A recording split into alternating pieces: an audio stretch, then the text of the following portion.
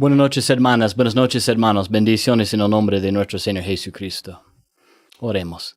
Amado Padre Celestial, te damos gracias por este día. Gracias por tu amor, por tu bondad. Gracias por tu palabra. Gracias por lo que nos has dado en la palabra, estos detalles de la vida de Jesucristo. Ayúdanos a aprender algo de Jesucristo esta noche, de lo que quieres para nosotros también. Guíame en mis palabras en este mensaje, que sea tu mensaje y no mío. Gracias otra vez por esta tecnología y que no haya problemas con el internet, con la cámara, con el micro, etc. En el nombre de nuestro Señor Jesucristo. Amén. Esta noche estamos en Mateo capítulo 13. Vamos a terminar el capítulo. Vamos a leer los versículos desde el versículo 53 hasta el versículo 58.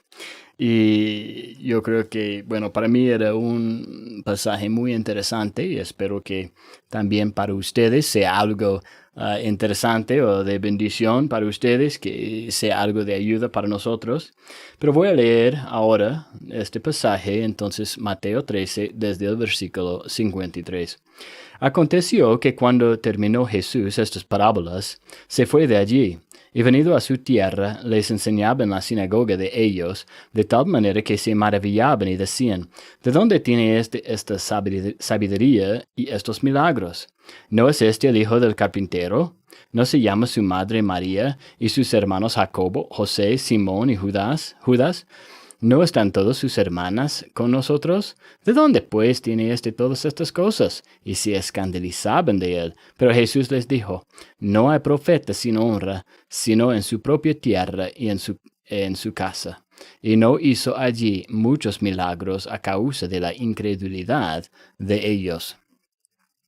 Ya él había dado sus parábolas y dice que regresó a su tierra. Cuando terminó estas parábolas, se fue de allí. En el versículo 54 dice: a su tierra. Su tierra era Nazaret, es donde él crecía. No nació allí, si recordamos, él nació en Belén, después fue a Egipto por un tiempo y regresó a Israel y estaba ya al norte en la región de Galilea, en la ciudad de Nazaret. Y este es donde él vivía, este es donde él crecía, y era, podemos decir, como su hogar, era su tierra. Y entonces ya había regresado a este lugar, a Nazaret. Y como siempre hacía, entró en la sinagoga allí y comenzó a enseñarles. Y dice, de tal manera que se maravillaban y decían: ¿de dónde tiene esta sabiduría? Entonces había algo que pasó que para ellos era algo diferente de Jesús. No podían entender. Para algunos yo creo que llegó a ser algo hermoso, pero para muchos no, era algo que no podían aceptar. Tenían que rechazar en estas cosas. Y hay dos cosas creo que vamos a ver en este pasaje. Uno es su familia y otro es su educación. Ya, primero quiero hablar de su familia, y especialmente vemos de su familia en el versículo 55 y también en 56. ¿No es este el hijo del carpintero? Ahora, ¿quién era el carpintero? Era José, ¿ya? Entonces ellos miraban allí y dijeron: mire, conocemos a su papá. Su papá era un hombre de trabajo de mano. No era un hombre que podemos decir hoy en día que trabaja en administración o en una oficina. No tenía este tipo de trabajo, sino era un trabajo donde él ya tenía que trabajar duro físicamente, tal vez buscando su madera, no, cortando su madera y estas cosas. Entonces fue un trabajo duro. Y no es un trabajo que requiere una podemos decir, un título de una universidad. Entonces, este fue su papá. También dice que, y no se llama su madre María. Ya conocemos a María. Conocemos a su papá, conocemos a su mamá y sus hermanos, y tenemos sus nombres acá, Jacobo, José, Simón y Judas. Tenemos sus 4 hermanos, conocemos la familia, aún hasta sus hermanas. No hay nombres, pero utiliza hermanas como plural, entonces a lo menos 2 o 3 y tal vez más. Entonces una familia tremenda y toda la gente ya conocía a la familia de Jesús. Y en un sentido podemos decir, no, si uno es de Yarabamba o de un pueblo así, tal vez muchos conocen, ¿no? a todas las familias y conocen a la gente. Tal vez un poco diferente que la ciudad, cuando uno puede vivir allá y tal vez nadie sabe que yo vivo acá en Pacarpata y la mayoría de Arequipa ni me han visto, ni sabe quién soy, ni les importo. Entonces, no, en un pueblo o una población más pequeña, es así. Y creo que en Nazaret era lo mismo, ¿no? Ellos conocían a la familia de Jesús, a su papá, a su mamá, a sus hermanos y a sus hermanas. Y ¿qué vemos de esto? Unas cosas que nos enseña cómo era la vida de Jesucristo. Él tenía que crecer. ¿Quién era el primer hijo de María? Era Jesús, ¿ya? ¿Quién era el primer hijo de José? Era Jesús, ¿ya? Estos dos no habían tenido relaciones, ¿ya? Entonces, Jesús era el primero y después otros, y ahí vamos a hablar de eso también. Pero vemos acá que él tenía una familia, tenía hermanos y hermanas menores.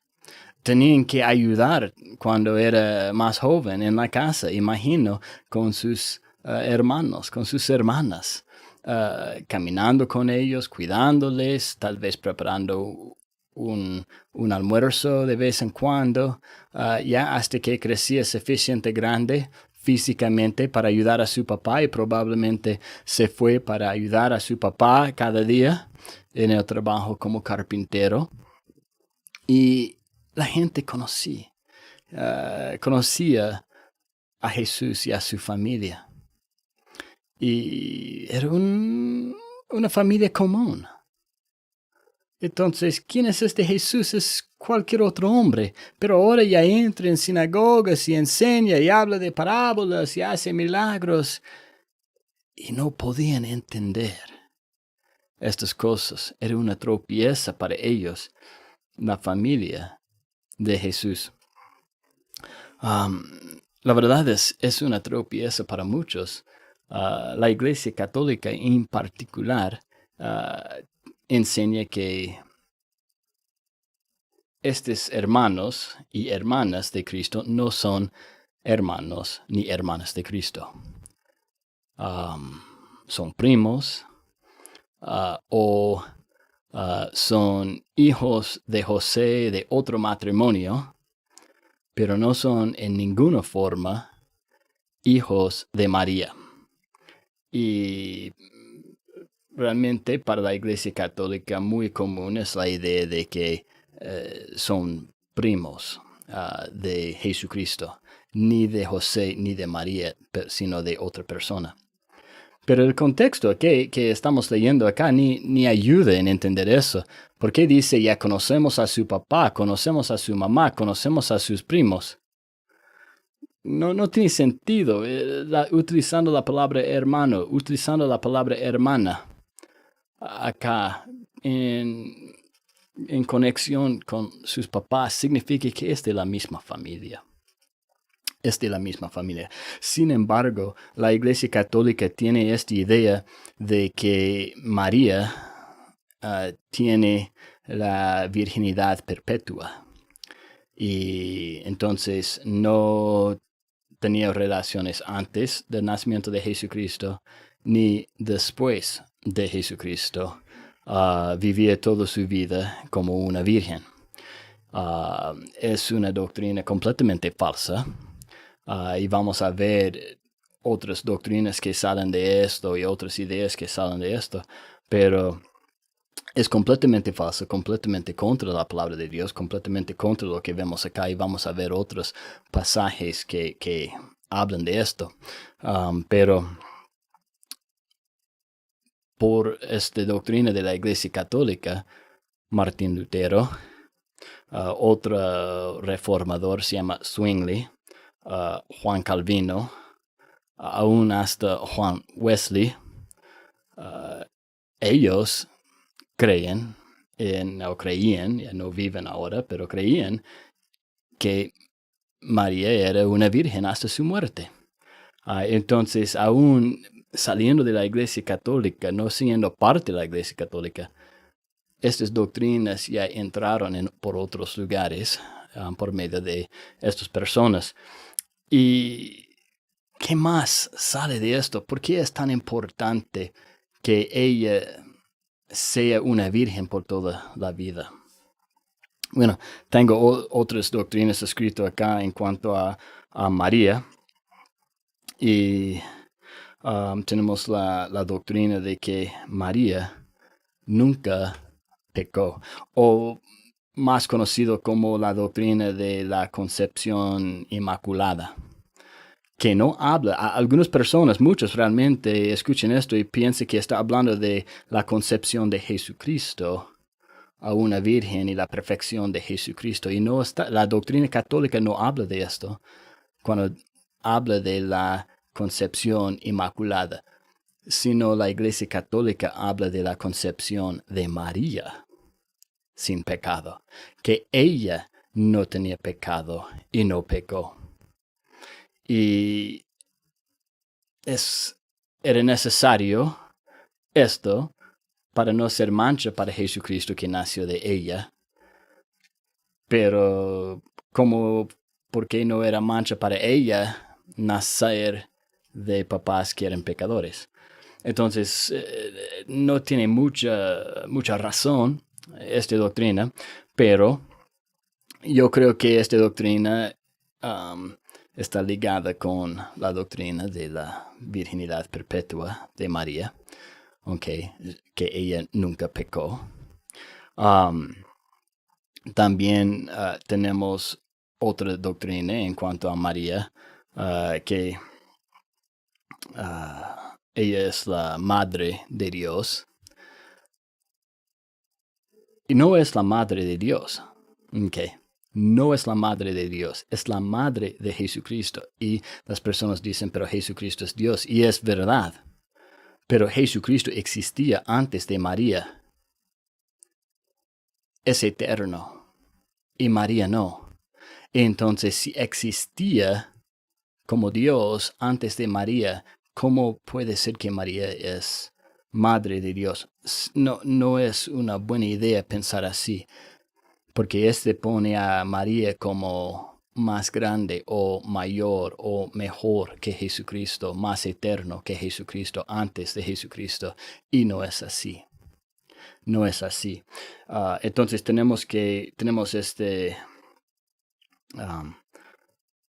María es madre de Dios, ¿ya? Y si es madre de Dios, no puede ser pecador. Entonces María nunca pecó. Y sabemos que tenía que ser una virgen perpetua, porque si es madre de Dios, de sus otros hijos serían que la mitad Dios y la mitad de José. ¿Cómo sería eso? Entonces causa una duda o una confusión.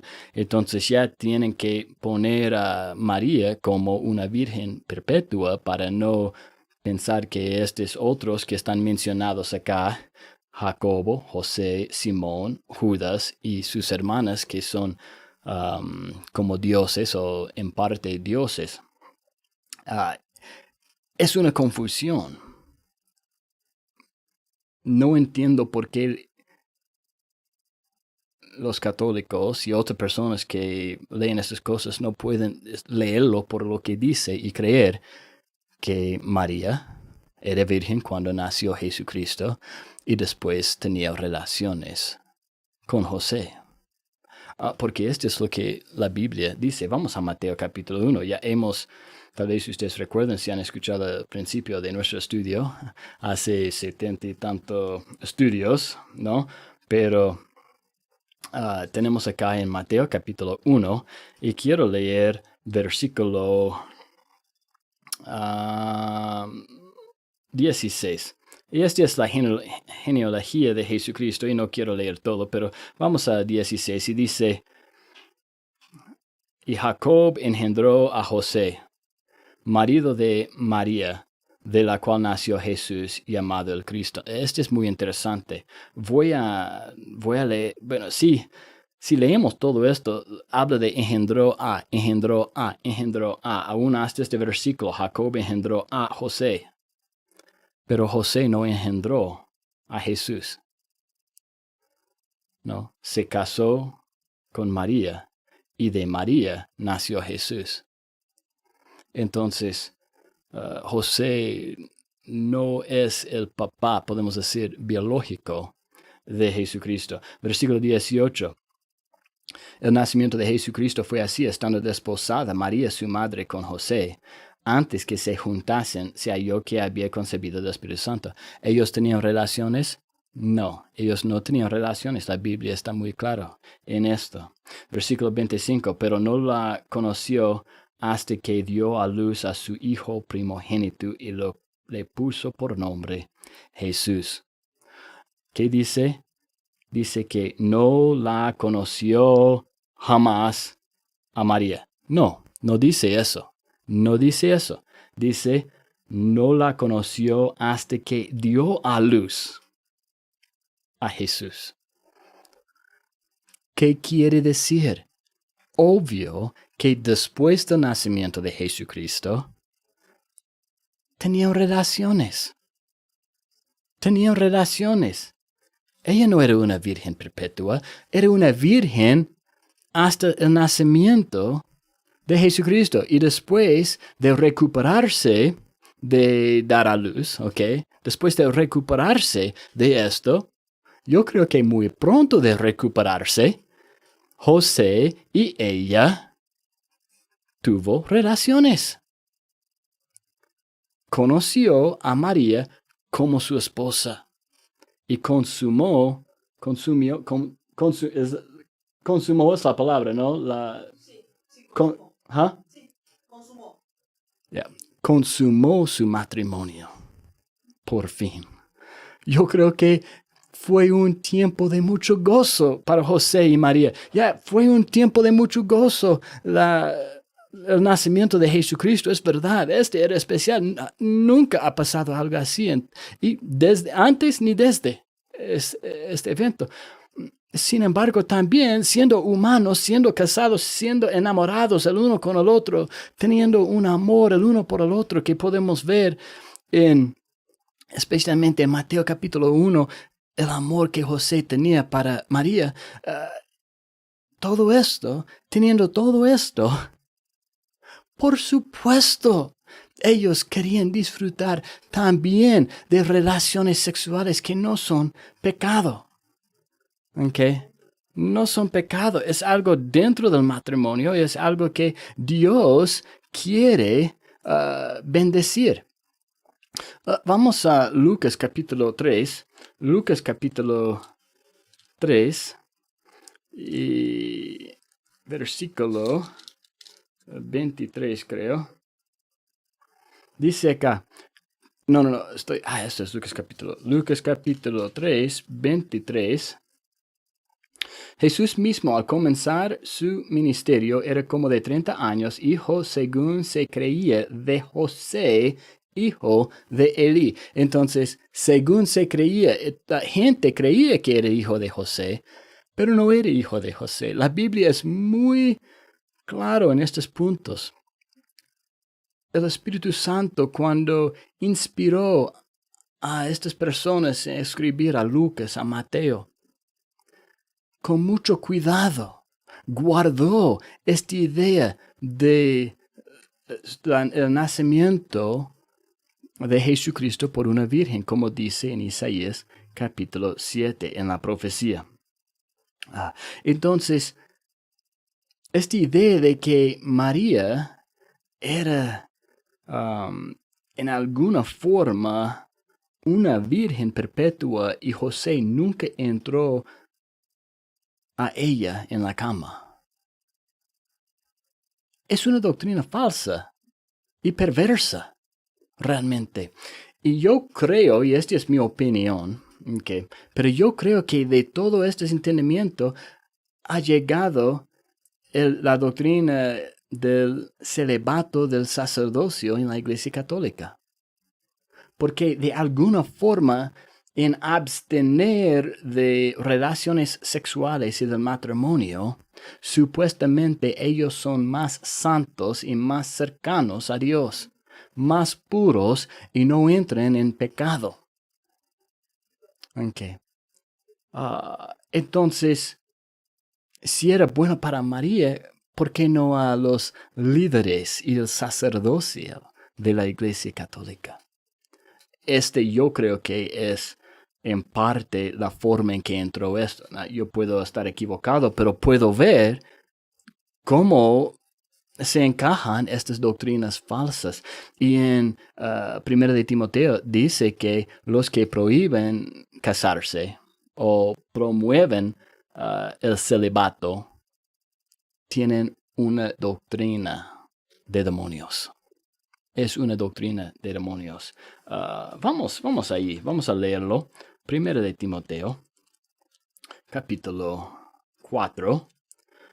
1 de Timoteo y capítulo 4, y desde versículo 1. Pero el Espíritu dice claramente que en los postreros tiempos algunos apostatarán de la fe, escuchando a espíritus engañadores y a doctrinas de demonios. Wow, es fuerte, es fuerte. No son doctrinas de Jesucristo, son doctrinas o enseñanzas de demonios. ¿Quién está enseñando entonces? Demonios. Satanás, por la hipocresía de mentirosos que teniendo cauterizada la conciencia, prohibirán casarse. El celibato del sacerdocio es una enseñanza que sale de la boca del diablo, nacido por demonios. Esta doctrina, nacida por demonios. Y es ligada a todas estas cosas, ¿ya? De poner alguna mancha sobre la cama de un matrimonio. ¿Qué es esto? Vamos a 1 de Corintios ahora. 1 de Corintios. Porque ellos niegan a María y a José algo que Dios verdaderamente ha bendecido. Vamos a capítulo 7, 1 Corintios capítulo 7, y voy a leer los versículos 3 y 5. El marido cumple con la mujer el deber conyugal y asimismo la mujer con el marido. ¿Qué está diciendo? Que tengan relaciones sexuales en matrimonio. Que tengan relaciones sexuales. No es pecado, es mandato de Dios. Versículo 5. No os neguéis el uno al otro y no ser por algún tiempo de mutuo consentimiento para ocuparos sosegadamente en la oración y volved a juntaros en uno, para que no os tiente Satanás a causa de vuestra incontinencia. ¿Qué está diciendo? Ya, y si ustedes quieren no tener relaciones por un tiempo que sea un tiempo muy corto, sea por causa de la oración, de buscar a Dios, pero de muy pronto que ustedes regresen. No deberían pasar mucho tiempo sin tener relaciones sexuales en el matrimonio. Okay. Por supuesto, no estamos hablando de de problemas físicos como una enfermedad que no permite esto. Por supuesto, uno tiene que tener paciencia en estas cosas. Entendemos esto. Pero, ¿qué es normal? ¿Qué es lo que Dios dice? Que tengan relaciones dentro del matrimonio, no fuera. Ok, fuera del matrimonio es otra cosa, pero estamos hablando de dentro del matrimonio. ¿Y José y María eran casados? Por supuesto, se casaron. Ok, este es parte de esta historia tan hermosa. Ya, como Dios hizo todo esto, pero los trajo juntos. Se casaron y Dios va a darle esta bendición de Jesucristo en sus vidas y después va a castigarlos diciendo, pero ustedes no pueden disfrutar el uno al otro. Por favor, un poco de sentido común camina mucho acá. Ya logra mucho. Que podemos entender estas cosas y que podemos defender estas cosas con los versículos, con la palabra de Dios. Vamos a un versículo más en cuanto a esto. Quiero ir a Hebreos. Hebreos capítulo 13. Hebreos capítulo 13. Versículo 4. Honroso sea en todos el matrimonio y el lecho sin mancilla. ¿Qué es el lecho? Es la cama de un matrimonio. Es la cama donde el esposo y la esposa se juntan sin vergüenza. Okay. Es algo hermoso. Este es el lecho. Y es sin mancilla. ¿Dentro de un matrimonio hay pecado en relaciones sexuales? No. Sin mancilla. Lo que pasa en el lecho, en un matrimonio, es sin mancilla. Pero a los fornicarios y a los adúlteros los juzgará Dios. ¿Por qué? Porque no es dentro de un matrimonio. Si estás en una relación así, que se casen o que se separen. ¿Okay?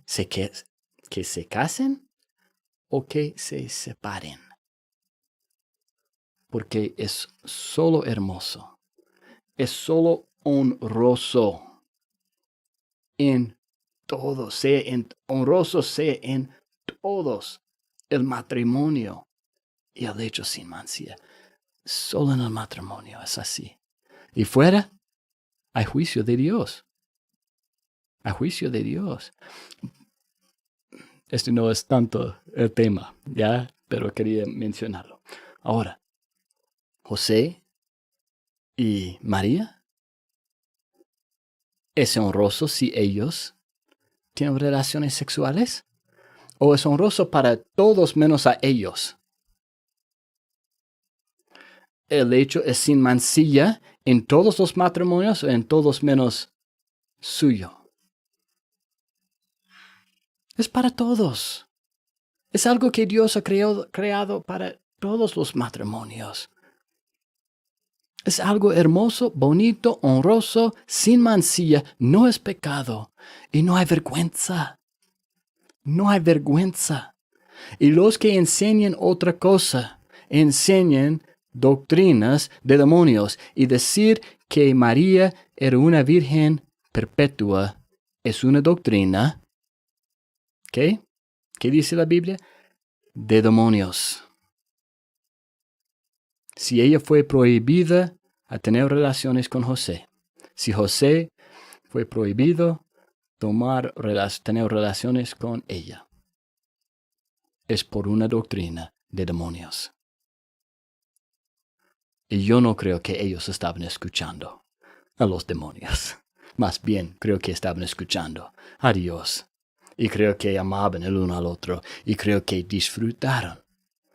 Y creo que ella tenía un vientre que era muy fértil, porque tenía muchos hijos.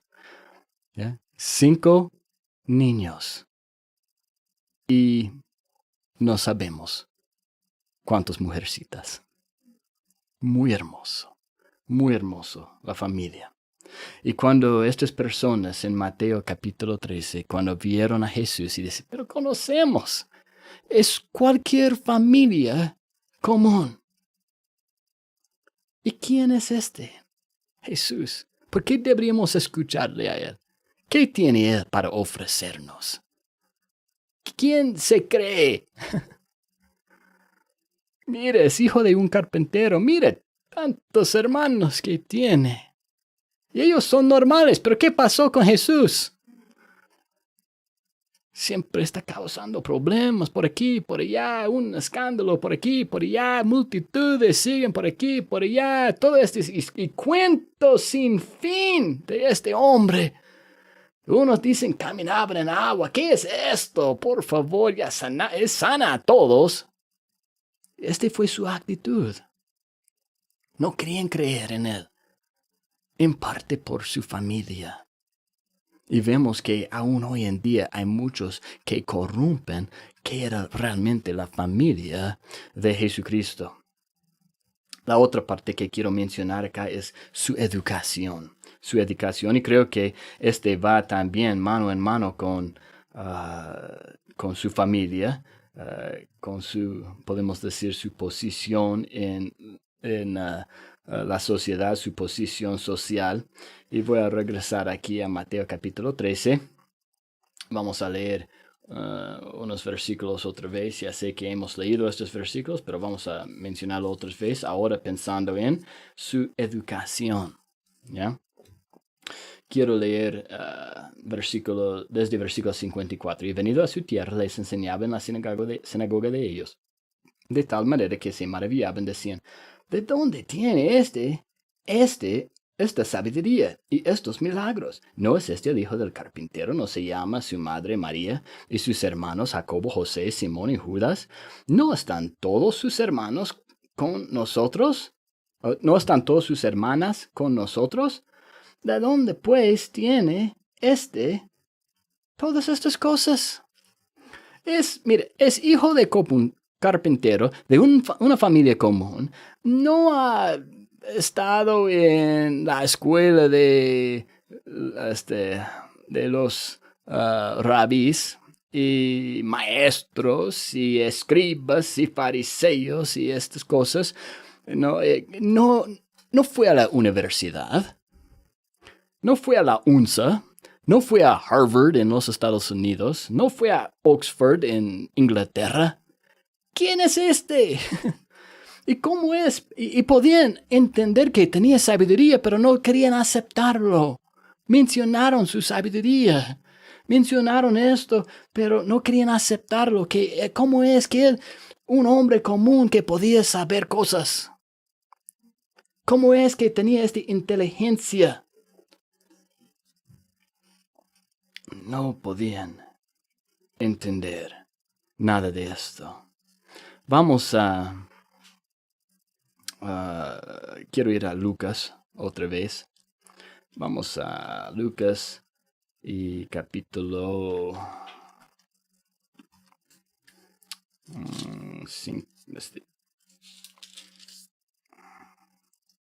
2.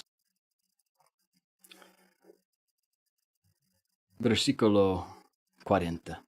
Y el niño crecía y se fortalecía y se llenaba de sabiduría, y la gracia de Dios era sobre él. Versículo 52. Y Jesús crecía en sabiduría y en estatura y en gracia para con Dios y los hombres. A Jesucristo es verdad, es Dios. Y podemos entender que por ser Dios, que tal vez tenía una capacidad mayor en aprender, en retener cosas que estaba aprendiendo, pero no podemos negar que él tenía que aprender. Por ejemplo, para ayudar, quiero leer en Isaías porque hay una profecía que habla de esto. Vamos a Isaías capítulo 7. Isaías capítulo 7. Y dice acá: Por tanto, en versículo 14, por tanto, el Señor mismo os dará señal. He aquí que la Virgen concebirá y dará a luz un hijo y llamará su nombre Emmanuel. Versículo 15. Comerá mantequilla y miel hasta que sepa desechar lo malo y escoger lo bueno. ¿Qué dice que Jesús? Está hablando de Jesucristo y su nacimiento a una virgen. ¿Y qué dice? Que va a aprender, ¿okay?, entre lo malo y lo bueno y cómo escoger lo bueno y no lo malo. Entonces tenía que aprender como cualquiera de nosotros, siendo humano, tenía que aprender. Tal vez siendo Dios era más fácil, pero tenía que aprender. Él tenía un cuerpo humano. La pregunta entonces, unas preguntas tal vez obvias, con respuestas obvias. Cuando nació Jesucristo, ¿nació caminando? No. Cuando nació Jesucristo, ¿nació hablando? Yo tampoco. Cuando nació Jesucristo, ¿nació con la capacidad de comer carne? No, no tenía dientes. Cuando nació Jesucristo, ¿tenía la capacidad de cuidarse a sí mismo? No, tampoco. Alguien tenía que cambiar sus pañales. Alguien tenía que lavarlo. Alguien, bueno, su mamá tenía que darle leche en el principio. Ellos tenían que, con mucho cuidado, llevarlo, abrazarlo, cuidarlo, porque era un bebé frágil como cualquier bebé. Y tenía que aprender a comer. Tenía que aprender a caminar. Tenía que aprender a hablar. Tenía que aprender a leer. Tenía que aprender a hacer tareas. Tenía que aprender a obedecer. Tenía que aprender eso. Es parte. Es parte. No digo que él pecó. No digo que él pecó. Pero él aprendió de sus papás. Sus papás con él, como cualquier bebé. Ya, Jesús, tienes que hacer eso. No puedes hacer eso. Y él aprendió. ¿Okay? Y obedeció. Y hizo lo bueno. Hizo lo recto. Y estudiaba las escrituras. Y estaba, ¿qué dice en Lucas? Habla de la gracia de Dios. Okay. La gracia de Dios estaba sobre él, estaba con él. Y crecía en sabiduría. Okay. Crecía en sabiduría. Esto significa que cuando era 1 año, no tenía tanta sabiduría como cuando tenía 12 años. Y estaba en el templo hablando con los maestros. Y cuando tenía 30 años para comenzar su ministerio, tenía más sabiduría aún que cuando tenía 12 años. Estaba creciendo en sabiduría. Estaba dentro de las escrituras estudiando las cosas de las escrituras. Y él podía exponer las escrituras. En su bautismo dice que el Espíritu Santo descendió sobre él. Y que su Espíritu de Dios en otras partes habla que estaba sobre él. Muchas veces hoy en día ponemos mucha importancia en la educación. Y no estoy en contra de la educación. No quiero que ustedes crean eso, que estoy diciendo que la educación es algo malo. No digo eso. Pero a veces hay tanta importancia en la universidad, en tener una carrera y terminar los estudios y estas cosas, y pensando que este es el fin de todo. Aún, si te pregunto si piensas que es el fin de todo, dices no. Pero la forma en que tratas con tus hijos, o que tal vez eres ya en la universidad, que tratas con tu propia carrera, uno puede ver que estás pensando así, que sin esta carrera no hay nada en esta vida. Entonces es el fin, es la gran meta. Si solo puedo terminar la universidad y tener mi título, mi carrera, ya todo va. Y no es así. No es así. Es importante en muchos casos la universidad, este tipo de educación formal, que es un doctor que va a ser un cirujano. Yo quiero que ya él ha estudiado mucho. Si él va a hacer algo, okay, yo quiero que él ya haya estudiado. Es necesario. Okay. Pero tenemos que tener cuidado en decir, porque alguien tal vez no ha tenido esta oportunidad, que no tiene nada que puede decir o enseñar. Jesucristo no tenía nada de esto. Y este fue tropiezo para la gente. ¿Qué? ¿Cómo es que tiene esta sabiduría? Ya él no estudiaba.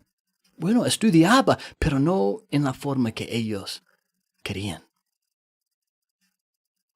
No en la forma que ellos querían. Un pastor que tenía en los Estados Unidos, por unos 9, 10 años, estaba allí en esta iglesia. Y este varón de Dios, y yo creo que no utilizó esta frase con mucha gente. No, creo que tenemos que tener cuidado tal vez en esto, pero este verdaderamente es un varón de Dios. Nunca fue a un instituto bíblico, nunca fue a seminario, no tenía ni la universidad en cuanto a una carrera secular. ¿Qué hacía él? Con cemento. Era un maestro de cemento. Era un maestro que hacía canales para agua. Este fue su trabajo.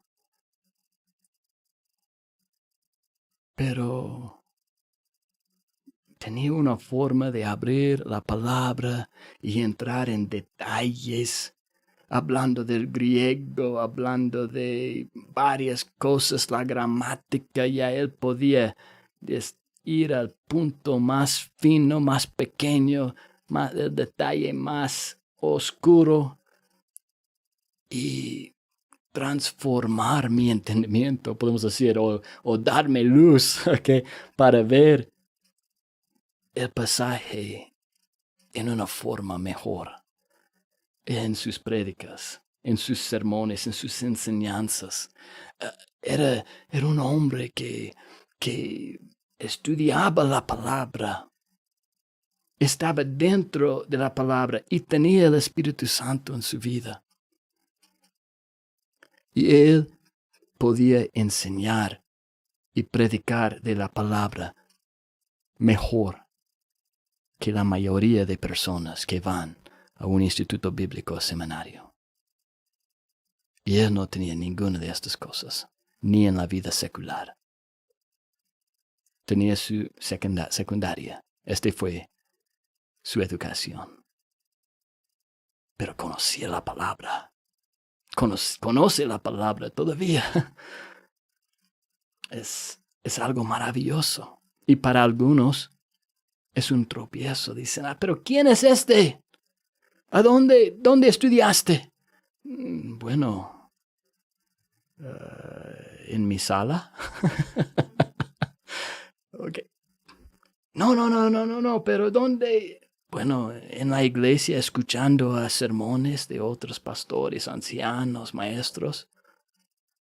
No, pero, ¿qué instituto, qué seminario, qué universidad?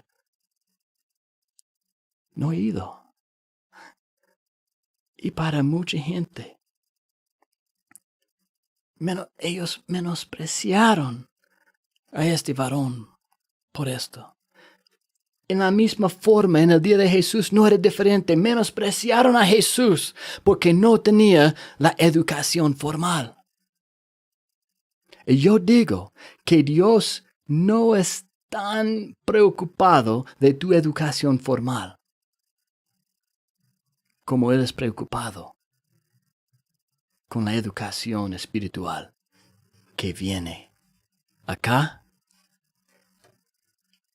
que viene sentado en la iglesia escuchando y que viene en tu cuarto de rodillas pidiendo, enséñame.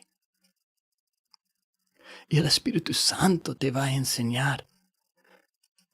Que no estemos despreciando a alguien porque no tiene la educación formal.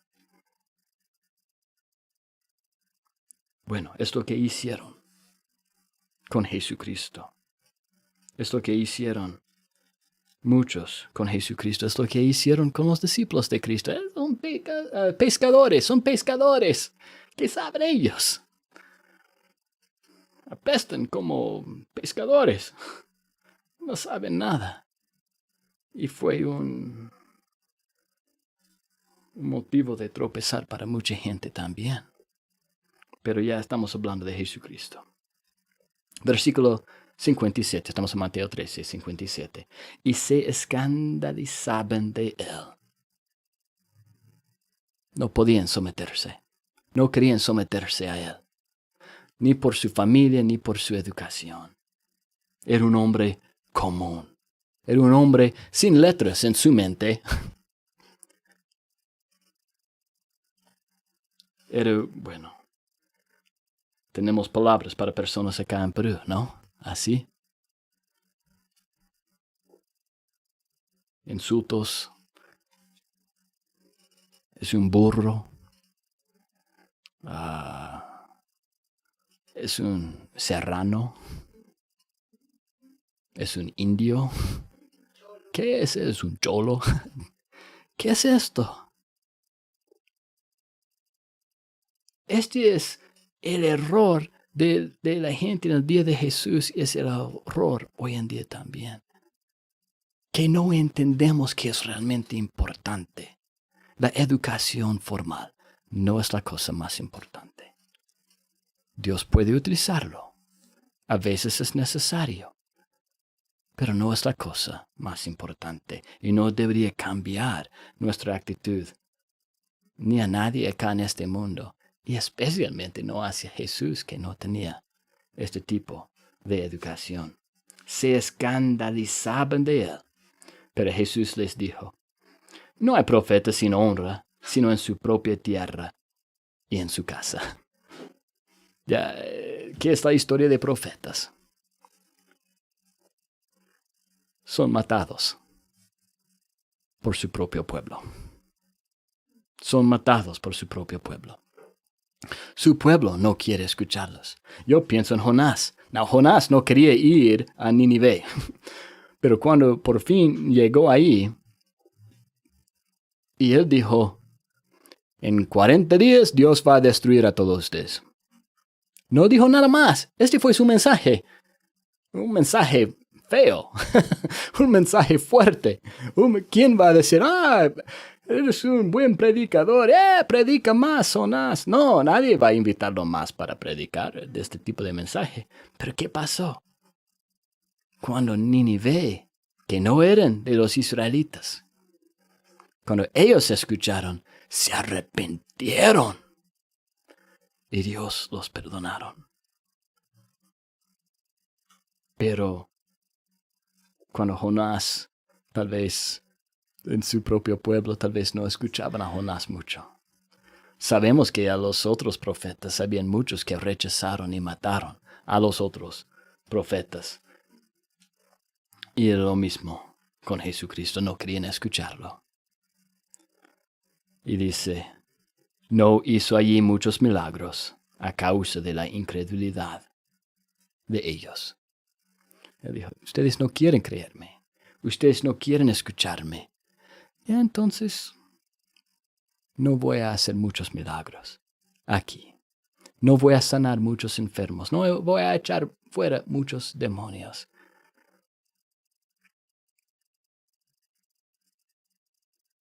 Perdieron. Esa gente perdieron mucho por rechazar a Cristo.